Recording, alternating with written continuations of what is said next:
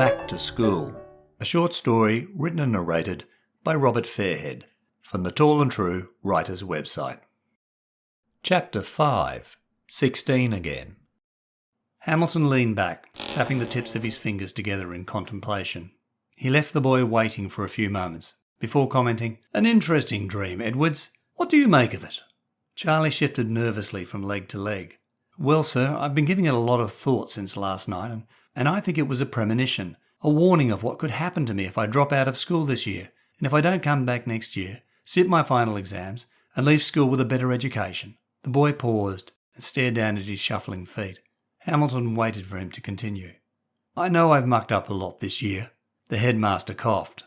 "For many years, sorry, sir, but I don't want to end up being unemployed and unable to support my family. My dream felt awful. I want to do more with my life, which is why I want to finish high school. I don't want the dream, the premonition, to come true." Hamilton studied the boy's downcast face. He seemed earnest enough, and obviously the dream had affected him. But would the effect be only short-term? "I'm inclined to believe, Edwards, that your dream was not a premonition, assuming such things exist, but simply the result of something you watched on TV or at the cinema." Charlie looked up and shook his head. "No, sir, it can't have been. It was too real. I was there, and it was happening to me. I'm sure it was a premonition. It was a warning of how my life will be if I don't finish high school and sit my exams next year." Hamilton sighed. There were reports to be signed, and he had a pile of other paperwork, and yet the tale was intriguing. He decided to humour the boy. "If it was a premonition, as you say, Edwards, do you believe you can alter your future, your destiny?" Charlie was exhausted. "I don't know, Mr. Hamilton. All I know is the dream, premonition, nightmare, or whatever it was scared me, and I promise I will do better at school. I just need another chance." Hamilton stopped tapping his fingers. His mind wandered back to his early army days, on patrol in the jungle. One night he had dreamed of an ambush and had woken stricken with fear. The following day, Private Hamilton was even more vigilant than ever. He spotted the tripwire and glint of binoculars and called out for the patrol to take cover. There was a firefight and there were injuries, but no casualties, and backup soon arrived. But in his dream, his premonition, most of the patrol had died in the ambush, including Hamilton.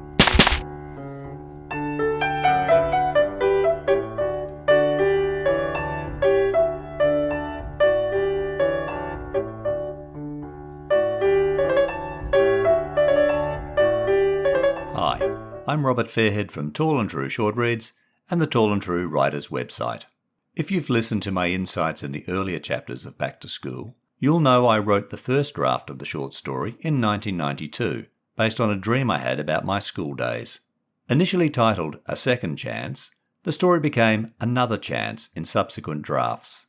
And when I shared it on Tall and True in 2017, I renamed it again to Back to School. In Chapter 5, Charlie is 16 again, and still attempting to convince his headmaster, heavy-handed Hamilton, that the dream of his adult self and his house and family and his being unemployed again was a premonition. It was a warning of how my life will be if I don't finish high school and sit my exams next year. Hamilton has school reports to sign and a pile of paperwork, but indulges the boy. "If it was a premonition, as you say, Edwards, do you believe you can alter your future, your destiny?" Because the headmaster had a dream or premonition back in his army days, and acting on it saved the lives of his patrol and his own. Unlike Charlie and Hamilton, I don't believe I've ever had a dream that's come true, a premonition. But I've had vivid dreams and experienced déjà vu many times. Thanks for listening to this podcast. I hope you enjoyed Chapter 5 of Back to School. You can read this and all my short stories, blog posts and other writing at tallandtrue.com. The final instalment, Chapter 6, Another Chance, will be released shortly.